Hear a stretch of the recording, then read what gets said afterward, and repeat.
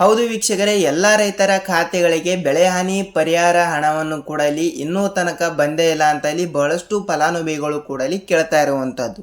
ಹೌದು, ಈ ವರ್ಷದ ಬೆಳೆ ಹಾನಿ ಪರಿಹಾರ ಹಣವನ್ನು ಕೂಡಲಿ ಪಡೆದುಕೊಳ್ಳುವ ಪ್ರತಿಯೊಂದು ರೈತರಿಗೆ ಇಲ್ಲಿ ಇನ್ನೂ ತನಕ ಏಕೆ ಬೆಳೆ ಹಾನಿ ಪರಿಹಾರ ಹಣ ಬಿಡುಗಡೆ ಆಗಿಲ್ಲ? ಅದಕ್ಕೂ ಮುಂಚೆ ಇಲ್ಲಿ ಈಗಾಗಲೇ PM ಕಿಸಾನ್ ಯೋಜನೆಯ ಕಡೆಯಿಂದ ಒಂದು ಮಾಹಿತಿ ಕೊಟ್ಟಿರುವ ಯಾರಂದ್ರೆ ಖಂಡಿತವಾಗಿಯೂ ಕೂಡ ಇಲ್ಲಿ ರಾಜ್ಯದ ಮುಖ್ಯಮಂತ್ರಿ ಆಗಿರುವ CM ಸಿದ್ದರಾಮಯ್ಯ ಸರ್ ಅವರು ಕೂಡ ಇಲ್ಲಿ ಈ ರೀತಿ ಒಂದು ಅಪ್ಡೇಟ್ ಕೊಟ್ಟಿರುವಂತದ್ದು. ಖಂಡಿತವಾಗಿಯೂ ಕೂಡ ಇಲ್ಲಿ ಕೆಲವರಿಗೆ 4,000 ಮತ್ತು ಇನ್ನು ಕೆಲವರಿಗೆ ಇಲ್ಲಿ 6,000 ರೂಪಾಯಿ ಹಣವನ್ನು ನಾವು ಖಂಡಿತವಾಗಿಯೂ ಕೂಡ ಬಿಡುಗಡೆ ಮಾಡುತ್ತೇವೆ. ಅಂದರೆ ಇಲ್ಲಿ ಈಗಾಗಲೇ ಹೆಚ್ಚಿನ ಹಣವನ್ನು ಕೂಡ ಇಲ್ಲಿ ಬಿಡುಗಡೆ ಮಾಡುವ ಮೂಲಕ ಒಂದು ಮಾಹಿತಿ ಕೊಟ್ಟಿರುವಂತದ್ದು.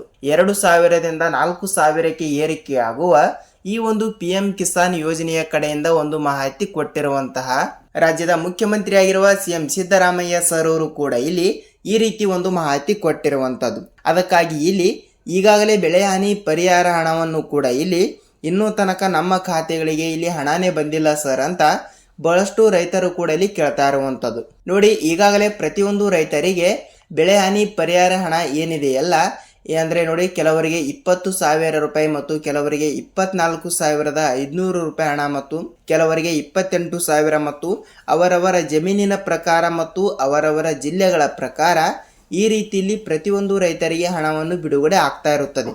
ಈ ರೀತಿ ಹಂತಗಳಾಗಿ ಹಣವನ್ನು ಕೊಡಲಿ ಬಿಡುಗಡೆ ಆಗ್ತಾ ಇರುವುದರಿಂದ ಖುದ್ದಾಗಿ ಕಂದಾಯ ಇಲಾಖೆಯ ಸಚಿವರಾಗಿರುವ ಕೃಷ್ಣ ಬೈರೇಗೌಡ ಸರ್ ಅವರು ಕೂಡ ಇಲ್ಲಿ ಒಂದು ಮಾಹಿತಿ ಕೊಟ್ಟಿರುವುದರಿಂದ ಇನ್ನೂ ತನಕ ಬೆಳೆ ಹಾನಿ ಪರಿಹಾರ ಹಣವನ್ನು ಕೊಡಲಿ ಪಡೆದುಕೊಳ್ಳಲಾರದವರ ರೈತರ ಖಾತೆಗಳಿಗೆ ತಪ್ಪದೆ ಇವತ್ತು ಕೊಡಲಿ ಬೆಳಗ್ಗೆ 10:30 ಉಳಿದ 25 ಜಿಲ್ಲೆಗಳಿಗೆ ಅಂದರೆ 25 ಜಿಲ್ಲೆಗಳಲ್ಲಿ ಇರುವಂತಹ ಪ್ರತಿಯೊಂದು ರೈತರ ಖಾತೆಗಳಿಗೆ ನಾವು ತಪ್ಪದೆ ಹಣವನ್ನು ಬಿಡುಗಡೆ ಮಾಡುತ್ತೇವೆ ಎಂಬ ಒಂದು ಮಾಹಿತಿ ಕೊಟ್ಟಿರುವಂತದ್ದು. ಹೌದು, ಹಾಗಿದ್ದರೆ ಆ 25 ಜಿಲ್ಲೆಗಳಿಗೆ ಮಾತ್ರ ಹಣವನ್ನು ಬಿಡುಗಡೆ ಆಗುತ್ತದೆಯಾ?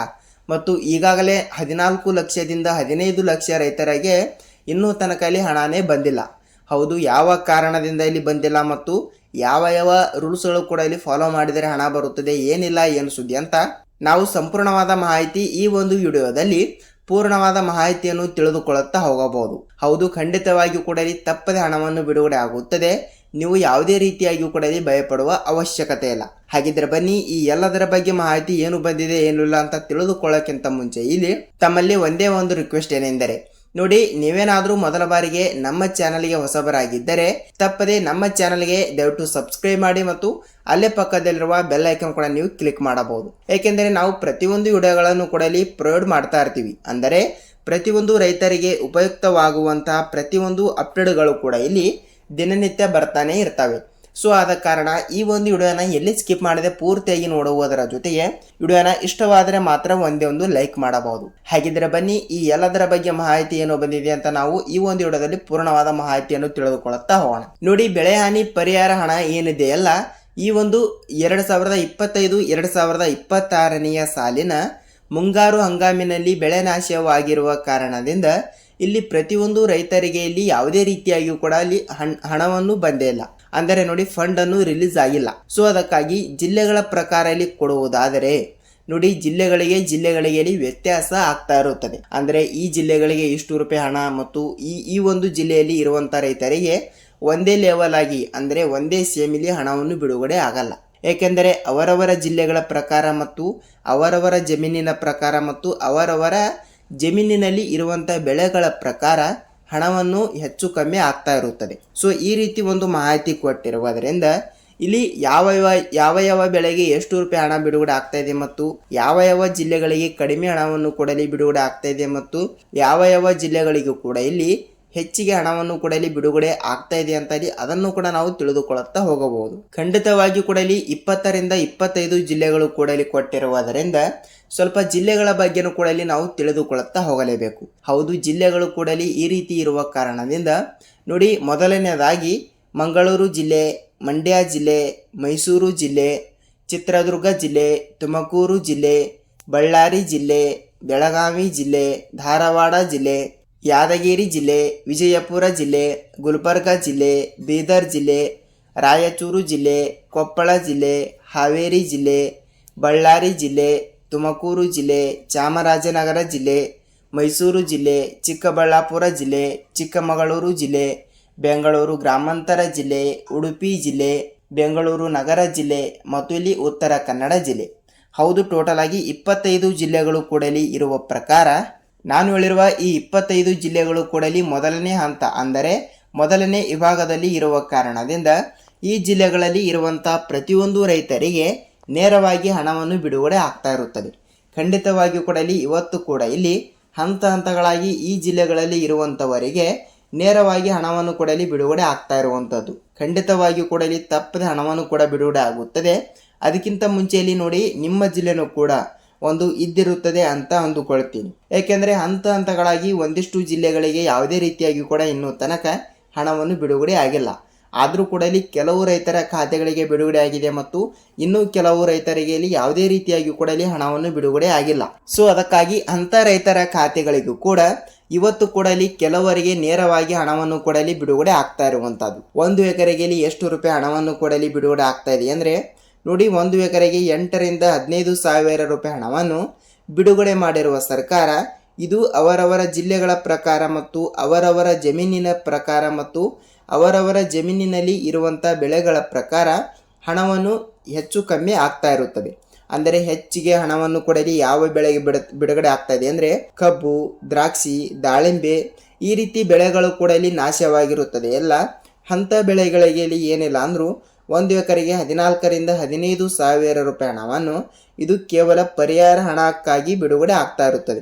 ಅದೇ ರೀತಿಯಾಗಿ ಕೂಡ ಆ ಒಂದು ಬೆಳೆಗೆ ಅವರು ಇನ್ಶೂರೆನ್ಸ್ ಮಾಡಿಸಿದ್ದರೆ ಅದಕ್ಕೆ ಒಂದು ಸಪ್ರೇಟ್ ಆಗಿ ಹಣವನ್ನು ಕೂಡ ಇಲ್ಲಿ ಬಿಡುಗಡೆ ಆಗ್ತಾ ಇರುತ್ತದೆ. ಸೊ ಅದೇ ರೀತಿಯಾಗಿ ಕೂಡ ಇಲ್ಲಿ 8 ರಿಂದ 10 ಸಾವಿರ ರೂಪಾಯಿ ಹಣವನ್ನು ನೀರಾವರಿ ಯೋಜನೆ ಅಂದರೆ ನೋಡಿ, ನೀರಾವರಿ ಬೆಳೆಗಳು ಕೂಡ ಇಲ್ಲಿ ಇರ್ತಾವಲ್ಲ, ಅಂದರೆ ತೊಗರಿ ಆಗಲಿ ಮತ್ತು ಅದೇ ರೀತಿಯಾಗಿ ಕೂಡ ಇಲ್ಲಿ ಬಯಲು ಸೀಮೆ ಜಮೀನಿಗೆ ಈ ರೀತಿಯಲ್ಲಿ ಹಣವನ್ನು 8 ರಿಂದ 10 ಸಾವಿರ ರೂಪಾಯಿ ಹಣವನ್ನು ಬಿಡುಗಡೆ ಆಗ್ತಾ ಇರುತ್ತದೆ. ಖಂಡಿತವಾಗಿ ಕೂಡ ಈ ರೀತಿ ಇಲ್ಲಿ ಹಣವನ್ನು ಹೆಚ್ಚು ಕಮ್ಮಿ ಬಿಡುಗಡೆ ಆಗ್ತಾ ಇರುವುದರಿಂದ ಬೆಳೆ ಹಾನಿ ಪರಿಹಾರ ಹಣವನ್ನು ಕೂಡ ಇಲ್ಲಿ ಪಡೆದುಕೊಳ್ಳುವ ಪ್ರತಿಯೊಂದು ರೈತರಿಗೆ ಒಂದು ಭರ್ಜರಿ ಗುಡ್ ನ್ಯೂಸ್ ಕೊಟ್ಟಿರುವಂಥದ್ದು.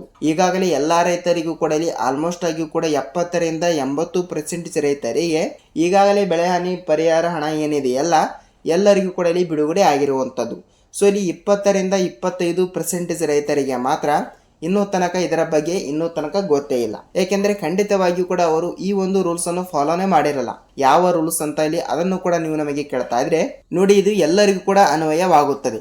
ಇಲ್ಲಿ ಅವರಿಗೆ ಇವರಿಗೆ ಅಂತಲ್ಲ, ನಮಗೇನು ಹಣ ಬಂದಿದೆ ಬಿಡಿ, ನಮಗೆ ಅವಶ್ಯಕತೆ ಇಲ್ಲ ಅಂತ ನೀವು ಅನ್ಕೊಂಡಿದ್ರೆ ನೋಡಿ ವೀಕ್ಷಕರೇ, ಮುಂದೊಂದು ದಿನ ಈ ಒಂದು ವಿಷಯ ನಿಮಗೂ ಕೂಡ ಇಲ್ಲಿ ಗೊತ್ತಾಗುತ್ತದೆ. ನೋಡಿ ಏನೆಂದರೆ ಖಂಡಿತವಾಗಿಯೂ ಕೂಡ ಎಲ್ಲ ರೈತರು ಕೂಡ ಇಲ್ಲಿ ಬೆಳೆ ಹಾನಿ ಪರಿಹಾರ ಹಣ ಆಗಲಿ ಮತ್ತು PM ಕಿಸಾನ್ ಯೋಜನೆಯ ಕಡೆಯಿಂದ ಹಣವನ್ನಾಗಲಿ ಪಡೆದುಕೊಳ್ಳಬೇಕಾದರೆ ಇಲ್ಲಿ ಅಂದರೆ ರೈತರಿಗೆ ಉಪಯುಕ್ತವಾಗುವಂತಹ ವಿಡಿಯೋಗಳನ್ನು ಕೂಡ ಇಲ್ಲಿ ನಾವು ಮಾಡ್ತಾ ಇರ್ತೀವಲ್ಲ, ಅದಕ್ಕಾಗಿ ತಪ್ಪದೆ ಖಂಡಿತವಾಗಿಯೂ ಕೂಡ ನಿಮ್ಮ ತಾಲೂಕಿನಲ್ಲಿ ಇರುವಂತಹ ಕೃಷಿ ಇಲಾಖೆ ಇಲ್ಲವಾದರೆ ರೈತ ಸಂಪರ್ಕ ಕೇಂದ್ರ ಇಂಥ ಆಫೀಸ್ಗಳಿಗೆ ನೀವು ಒಂದು ಸಲ ಭೇಟಿ ನೀಡಿ ತಪ್ಪದೆ ನಿಮ್ಮ ಬ್ಯಾಂಕ್ ಪಾಸ್ಬುಕ್ ಜೆರಾಕ್ಸ್ ಮತ್ತು ಅದೇ ರೀತಿಯಾಗಿ ಕೂಡ ನಿಮ್ಮ ಆಧಾರ್ ಕಾರ್ಡ್ ಮತ್ತು ನಿಮ್ಮ ಆಧಾರ್ ಕಾರ್ಡ್ಗೆ ಲಿಂಕ್ ಇರುವಂಥ ಮೊಬೈಲ್ ನಂಬರ್ ಮತ್ತು ಅದೇ ರೀತಿಯಾಗಿ ಕೂಡ ಇಲ್ಲಿ ನಿಮ್ಮ ಜಮೀನಿನ ಈ ವರ್ಷದ ಪಹಣಿ ಓತಾರಿ ತಪ್ಪದೆ ಈ ಎಲ್ಲ ಡಾಕ್ಯುಮೆಂಟ್ಗಳನ್ನು ಕೂಡ ತೆಗೆದುಕೊಂಡು FID ತಪ್ಪದೆ ಮಾಡಿಸಬೇಕು. FID ಅಂದರೆ ಏನು ಅಂದರೆ ನೋಡಿ, FID ಅಂದರೆ ನಿಮ್ಮ ಜಮೀನಿನ GPS ಆಗಿರುತ್ತದೆ. ಅಂದರೆ ಖಂಡಿತವಾಗಿಯೂ ಕೂಡ ನಿಮ್ಮ ಜಮೀನು ಎಷ್ಟು ಇದೆ ಮತ್ತು ಅದೇ ರೀತಿಯಾಗಿ ಕೂಡ ನಿಮ್ಮ ಜಮೀನಿನಲ್ಲಿ ಈ ವರ್ಷ ಬೆಳೆ ಏನಿದೆ ಮತ್ತು ನಾವು ಬೆಳೆ ಹಾನಿ ಪರಿಹಾರ ಹಣವನ್ನು ಕೂಡ ಎಷ್ಟು ರೂಪಾಯಿ ಹಣವನ್ನು ಕೂಡ ಇಲ್ಲಿ ಬಿಡುಗಡೆ ಮಾಡಬೇಕು ಅಂತ ಇಲ್ಲಿ ನಿಗದಿತಪಡಿಸಲಾಗಿರುತ್ತದೆ. ಅದಕ್ಕಾಗಿ FID ಎಂದು ಕರೆಯುತ್ತಾರೆ. ಸೊ ಅದಕ್ಕಾಗಿ FID ಕೂಡ ಮಾಡಿಸಿದ ರೈತರ ಖಾತೆಗಳಿಗೆ ನೇರವಾಗಿ ತಪ್ಪದೆ ಹಣವನ್ನು ಕೂಡ ಇಲ್ಲಿ DBT ಮುಖಾಂತರ ಬಿಡುಗಡೆ ಆಗ್ತಾ ಇರುತ್ತದೆ. ಹೌದಲ್ವಾ? ಅದಕ್ಕಾಗಿ ಖಂಡಿತವಾಗಿಯೂ ಕೂಡ ಇಲ್ಲಿ DBT ಮುಖಾಂತರ ಹಣವನ್ನು ಕೂಡ ಇಲ್ಲಿ ಬಿಡುಗಡೆ ಆಗಬೇಕಾದ್ರೆ ಇದಕ್ಕೂ ಕೂಡ ಈ ಒಂದು ಚಿಕ್ಕ ಕೆಲಸವನ್ನು ಮಾಡಲೇಬೇಕು. ಹೌದು, ಯಾವ ಚಿಕ್ಕ ಕೆಲಸ ಅಂದರೆ ಖಂಡಿತವಾಗಿಯೂ ಕೂಡ ನೋಡಿ, ತಪ್ಪದೆ ನಿಮ್ಮ ಬ್ಯಾಂಕಿಗೆ ನೀವು ಒಂದು ಸಲ ಭೇಟಿ ನೀಡಿ. ಅಂದರೆ ಎಲ್ಲ ಬ್ಯಾಂಕಿಗೆ ಅಲ್ಲ, ಖಂಡಿತವಾಗಿಯೂ ಕೂಡ ಇಲ್ಲಿ ನೀವು ಮೊದಲಿನಿಂದಲೇ ಯಾವ ಹಣವನ್ನು ಪಡೆದುಕೊಳ್ಳುತ್ತೀರಲ್ಲ, ಮೊದಲಿನಿಂದ ಯಾವ ಬ್ಯಾಂಕಿನಿಂದ ಹಣವನ್ನು ಪಡೆದುಕೊಳ್ಳುತ್ತೀರಿ ಮತ್ತು ನಿಮ್ಮ ಮೊಟ್ಟ ಮೊದಲನೆಯ ಪಾಸ್ಬುಕ್ ಯಾವ ಬ್ಯಾಂಕಿನಿಂದ ಇರುತ್ತದೆ ಅಲ್ಲ, ಆ ಬ್ಯಾಂಕಿಗೆ ನೀವು ಒಂದು ಸಲ ಭೇಟಿ ನೀಡಿ ತಪ್ಪದೆ ಈ KYC ಆಕ್ಟಿವ್ ಇದೆಯಾ ಇಲ್ವಾ ಅಂತ ಇಲ್ಲಿ ಅದನ್ನು ಕೂಡ ಒಂದು ಸಲ ಪರಿಶೀಲಿಸಿ.